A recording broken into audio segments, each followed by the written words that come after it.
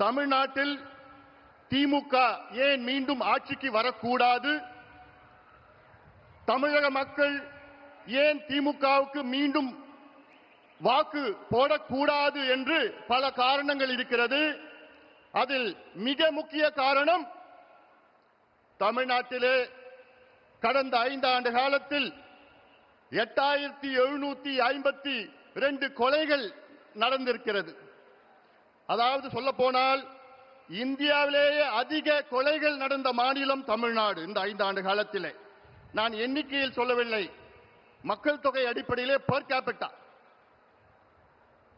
அதில் 1977 கொலைகள் பெண்களை கொலை செய்திருக்கின்றார்கள். அதில் 361 குழந்தைகளை கொலை செய்திருக்கிறார்கள். அதில் 38 பெண் குழந்தைகளை கொடூரமான முறையிலே பாலியல் வன்கொடுமை செய்து கொலை செய்திருக்கின்றார்கள். எப்படிப்பட்ட தமிழகம் என்று, எந்த நிலைக்கு இருக்கிறது என்று தமிழக மக்கள் எண்ணி பார்க்க வேண்டும்.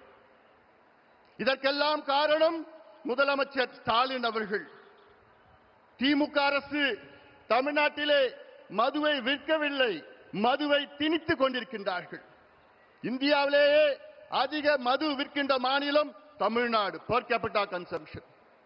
இந்தியாவிலேயே மதுவால் அதிக சாலை விபத்துக்கள் நடக்கின்ற மாநிலம் தமிழ்நாடு. இந்தியாவிலேயே அதிக மக்களுக்கு மதுவால் கல்லீரல் பிரச்சனை, liver problem, cirrhosis of liver, fatty liver இருக்கின்ற மாநிலம் தமிழ்நாடு. அதை பற்றி எந்த கவலை, எந்த அக்கறை இல்லாத ஒரு முதலமைச்சர் ஸ்டாலின் அவர்கள். கடந்த 5 ஆண்டு காலத்தில் இந்தியாவிலே பெண்களுக்கு எதிரான குற்றங்கள் 44,000 குற்றங்கள். அதில் 2200 குற்றங்கள் பாலியல் வன்கொடுமை குற்றங்கள். நினைத்து பாருங்கள். நேற்றைய முன்தினம் மதுராந்தகத்தில் ஒரு 15 வயது சிறுமியை 2 மனித மிருகம் பாலியல் வன்கொடுமை செய்து தப்பித்து விட்டார்கள். 4 வாரத்திற்கு முன்பு கிருஷ்ணகிரி மாவட்டத்தில் 2.5 வயது 2.5 year old child, 2.5 வயது குழந்தையை ஒரு மிருகம், அவன் திமுகவின் இளைஞர் சங்க பொறுப்பாளர் என்று சொல்கிறார்கள், பாலியல் வன்கொடுமை செய்து கொலை செய்திருக்கின்றார்.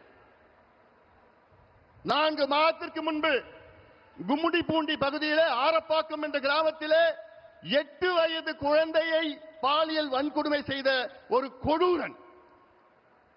அண்ணா யூனிவர்சிட்டி பெண்ணை பற்றி நமக்கு தெரியும். யார் அந்த சார் இன்னும் கண்டுபிடிக்கல. கோவை விமான நிலையத்திலே ஒரு பெண்ணை 3 கொடூரன் பாலியல் வன்கொடுமை செய்கின்ற மாநிலம் தமிழ்நாடு. வெட்கக்கேடு அதெல்லாம்.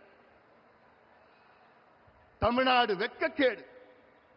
அதற்காகத்தான் நான் சொல்கின்றேன். ஆனால் இவ்வளோ கொடுமைகள், பெண்களுக்கு எதிரான குற்றங்கள், பாலியல் வன்கொடுமை நடக்கின்ற நேரத்திலே சொல்வார்கள், அந்த காலத்திலே ரோம் எரிகின்ற நேரத்திலே அதனுடைய மன்னர் நீரோ பிடில் வாசித்தார் என்று. அதைத்தான் இன்று ஸ்டாலின் அவர்கள் செய்து கொண்டிருக்கின்றார்கள். இவ்வளவு பிரச்சனைகள் மத்தியிலே முதலமைச்சர் ஸ்டாலின் அவர்கள் அன்றாடம் ஒவ்வொரு விளம்பர சினிமாவில் நடித்துக் கொண்டிருக்கின்றார்கள். அன்றாடம் நம்ம பார்த்திருக்கிறோம். விளம்பர காட்சிகளில் நடத்தி கொண்டிருக்கின்றார், அவ்வளவுதான். ஆனால் நான் கேட்கின்றேன், தமிழக மக்களே, ஒரு மருத்துவனாக நான் கேட்கின்றேன், 3 மகள்களை பெற்ற தந்தையாக நான் கேட்கின்றேன், தயவு செய்து இந்த கொடூரன் திமுக ஆட்சியை அகற்றுங்கள், அகற்றுங்கள்.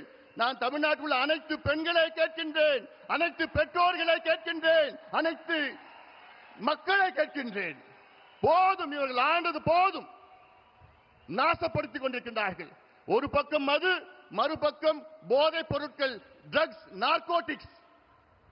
கடந்த 5 ஆண்டு காலத்தில் மட்டும் தமிழ்நாட்டில் 22 லட்சம் கிலோ கஞ்சா வணிகம் செய்யப்பட்டிருக்கிறது. 22 லட்சம் கிலோ. அது மட்டுமல்ல, கஞ்சாவை போன்ற இன்னும் கொடூரமான மோசமான போதைப் பொருட்கள், காக்கெயின், ஹெரோயின், அபின், LSD, மித்தைலாம்பிட்டமின், ஃபென்டனைல் போன்ற மேற்கத்திய நாடில் விற்கின்ற அத்துணை போதைப் பொருட்களும் தமிழ்நாட்டில் நகரங்கள் மட்டுமல்ல கிராமத்திலே விட்டுக் கொண்டிருக்கின்றார்கள். வெட்கக்கேடு. இவர்கள் மீண்டும் ஆட்சிக்கு வந்தால் தமிழ்நாடு முடிந்துவிடும். இந்த தலைமுறை இருக்காது. அந்த ஆதங்கத்தில் தான் நான் சொல்கின்றேன், தமிழக மக்களே, ஒரு ஆட்சி மாற்றத்தை கொண்டு வாருங்கள். ஒரு பக்கம் கொலைகள், மற்றொரு பக்கம் தற்கொலைகள். தமிழ்நாட்டில் 5 ஆண்டு காலத்தில் விவசாய பெருமக்கள் நமக்கு சோறு போடுகின்ற கடவுள் 3280 விவசாயிகள் தற்கொலை செய்திருக்கின்றார்கள். மன்னிக்க கூடாது, மன்னிக்க மாட்டார்கள் விவசாயிகள். தமிழ்நாட்டில் அனைத்து விவசாய பெருமக்களே, உங்கள் பாதங்களை தொட்டு நான் கேட்கின்றேன், நீங்கள் திமுகவை அகற்றுங்கள், விரட்டி அடியுங்கள். அத்தனை விவசாய பெருமக்களும் நீங்கள் முடிவு செய்யுங்கள். நாங்கள் உங்களுக்கு நல்லது செய்வோம்.